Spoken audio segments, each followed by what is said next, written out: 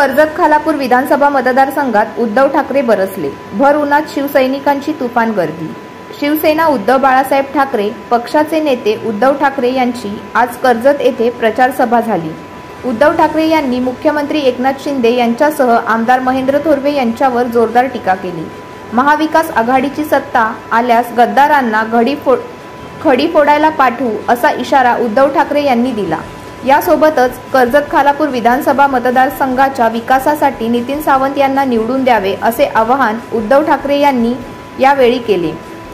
यावेळी रखरखत्या उन्हात मोठ्या प्रमाणावर शिवसैनिक, कार्यकर्ते, महिला, युवक उपस्थित होते। कर्जत फिरोज पिंजारी इकडे उभे राहिलेले आहेत बाकीचे सगळे। एकूणच मी भारतीय जनता पक्षाला विचारतोय,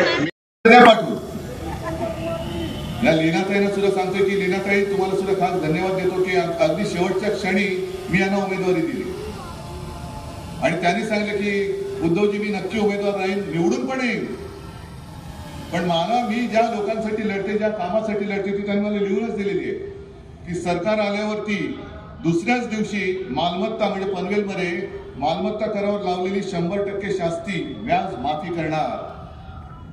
हवे की नको माफी पनवेलकरांनी ठरवायचं। लीनाताई ओरडते, लीनाताई भांडते, लीनाताई आंदोलन करते, पण ज्यांच्यासाठी या लीनाताई झगडतायत त्या लोकांना ही मागणी मान्य करून घ्यायची असेल तर लीनाताईंना मत देतील। पुढची सूरत जी आहे की सिडको आणि महानगरपालिका दोघांकडून लागलेला डबल टॅक्स माफ करणार। खरं म्हणजे हे खरं आपण कर्जतमध्ये आहोत, पण पनवेलकरांना दाखवा, जरा मी कृपा करून सांगेन चॅनलवाल्यांना की पनवेलकरांना पण दाखवा की काय काय आम्ही करणार आहोत। लोढा पलावाला मालमत्ता करत दिलेली सवलत, त्यांना सवलत सिडको वसाहतींना पण आपण द्यायला पाहिजे आणि ती दिल्याशिवाय राहणार नाही। कारण यांचे सगळे धनाढ्य, ह्यांना पैसे पुरवणारे हे। त्याच्यानंतर गावठाण हद्दीतील घरांना दिलेली 65% मालमत्ता कर सवलत सिडको वसाहतीच्या 2.5 लाख मालमत्ता करांना सुद्धा देणार, मालमत्तांना सुद्धा देणार। हे याच्यावरती काहीतरी बोला ना। बटेंगे तो कटेंगे, हे तुम्ही बटेंगे, हे तुम्ही बाटलेलं आहे। हे गरीब एका बाजूला आणि श्रीमंत एका बाजूला, हे पाप या भाजपाने त्यांच्या या गद्दारांनी केलेलं आहे। कसलं बटेंगे आणि कसलं कटिंग? अरे मी मुख्यमंत्री होतो, कोण कटला गेला इकडे, कोण बाटला गेला इकडे? मी सगळ्यांना घेऊन माझा महाराष्ट्र पुढे घेऊन चाललो होतो। मी कुठेही ना करोनाच्या उपचारामध्ये भेदभाव केला, ना विकास कामामध्ये भेदभाव केला। महाराष्ट्रासाठी म्हणजे आपल्यासाठी, तुमच्या मुलाबाळांसाठी लॉकडाऊन असताना देखील 6.5 लाख कोटींचे सामंजस्य करार उद्योगांचे आपण आपल्या राज्यात आणत होतो आणि आपल्या सरकारने गद्दारी करून पाडल्यानंतर हे सगळे उद्योग आणि आपल्या महाराष्ट्रातले उद्योग कुठे घेऊन गेले? जा नोकरीला, जा तिकडे, तुम्ही इकडे द्या या गद्दाराला मत आणि जा गुजरातला ढोकळा खायला। काय कशासाठी तुम्ही करताय? बरं, या सगळ्या गोष्टी पुन्हा मत मिळण्यासाठी पैसे तर दिले जातात असं मी ऐकलंय, पण गुंडागर्दी आणि दादागिरी चाललेली आहे, दहशतवाद। 4 दिवस राहिले, सुखाने राहा।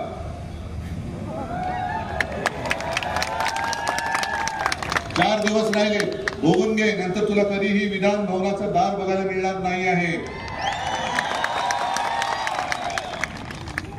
आणि मग गावामध्ये नीट फिरायचं असेल तर मस्ती सोड आणि नम्रतेने वाग। जर का आता तू दादागिरी केलीस आणि केवळ शिवसेनाच नाही तर महाविकास आघाडीच्या कोणत्याही कार्यकर्त्याला छळण्याचा प्रयत्न केला तर 23 तारखेनंतर महाविकास आघाडीचं सरकार आहे आणि सगळे गद्दार आहेत। बघून घेऊया काय करायचं ते। या ज्या काही आपण 4 जागा दिल्यात, मी आपल्या काँग्रेसचे पुढे दिले, त्यांना खास धन्यवाद देतोय। यांना खास धन्यवाद देतोय कारण पूर्ण ताकदीने आपल्या या 4 शिवसेना उमेदवारांच्या पाठीशी हे त्यांना विजयी करण्यासाठी उतरलेले आहेत। आणि मी त्यांना शब्द देतोय की तुम्ही जे काय मला मदत करताय ना, सरकारी एवढ्या मी ही मदत वाया जाऊ देणार नाही। आणि स्वतः उमेदवार आहे तिथले असंच समजतात, याला म्हणतात एक निष्ठा, याला म्हणतात महाविकास आघाडी। आणि जे कोणी अपक्षानं असेल किंवा आणखीन कोणाला असेल त्यांना मदत करताय, हे सगळे महाराष्ट्र द्रोही आहेत, हे सगळे गद्दार आहेत, हे आज मी जाहीर करतोय. अगदी शेका पक्षाच्या जयंतरावांना सुद्धा सांगतोय की जयंतराव, तुम्ही असा विचित्र काहीतरी कारभार करू नका.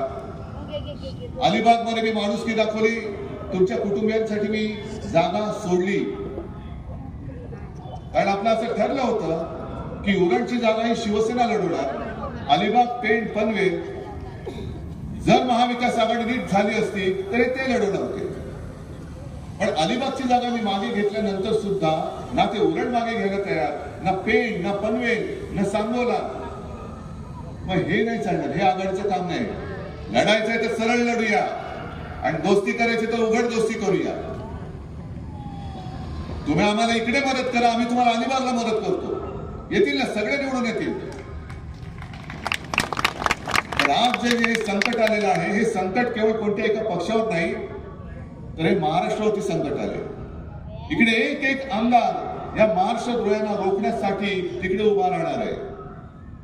आणि अशा वेळेला जयंतरावांनी ठरवायचं, महाराष्ट्र द्रोह्यांना मदत करायची का महाराष्ट्र प्रेमींना मदत करायची, ठरवा.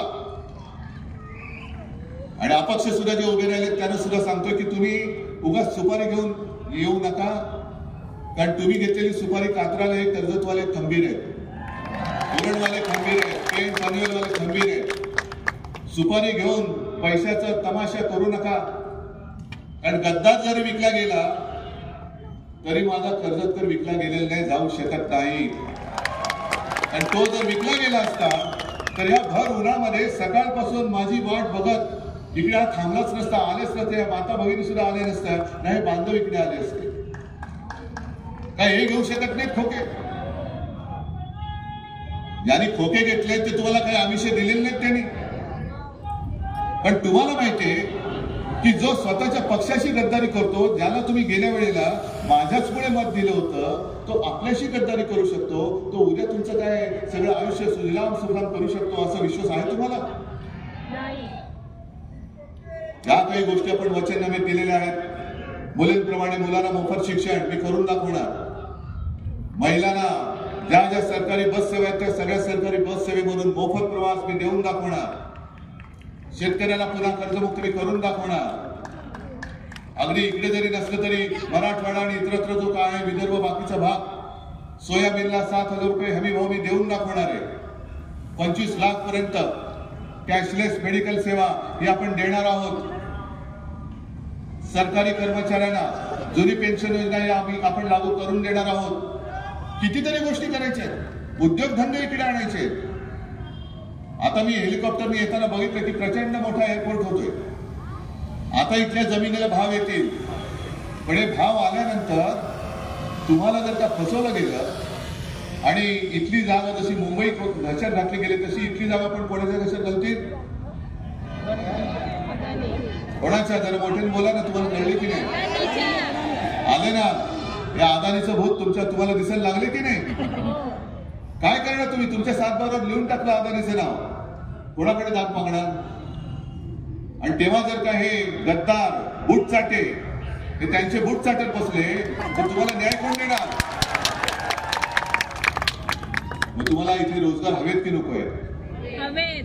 जे नितीन बोलले ते तुम्हाला सगळ्या सोयी हवेत की नको आहेत? लीनाताई ज्याच्यासाठी भांडतायत त्या ते प्रश्न सोडून हवेत की नको आहेत? आणि मग हे करायचं असेल तर मग मशालीशिवाय दुसरा पर्याय नाही, मशालीशिवाय पर्याय नाही. काँग्रेसला मी उघड धन्यवाद देतोय की या जिल्ह्यामध्ये एकही जागा आपण काँग्रेसला देऊ शकलो नाही, तरी सुद्धा तुम्ही सोबत राहिलाय. आणि हा समंजसपणा जसं काँग्रेसने इकडे दाखवलाय तसा आपण पूर्व विदर्भात दाखवलेला आहे.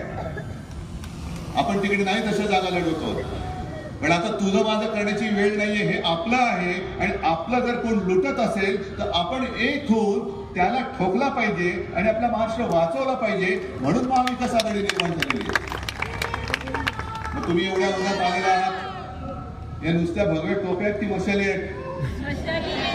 या मशाली धगधगलेल्या आहेत का नुसत्या हातातल्या थर्माकोलच्या मशाली आहेत? पेटलेल्या आहेत. मग हे 4ही उमेदवार रायगड मधले 4ही 5ही काय स्नेहलताई या चारही जागा आणि नितीन आणि तिकडे सर्व सगळीकडे गद्दारच गद्दार आहेत. Subscribe now and press the bell icon. Never miss an update.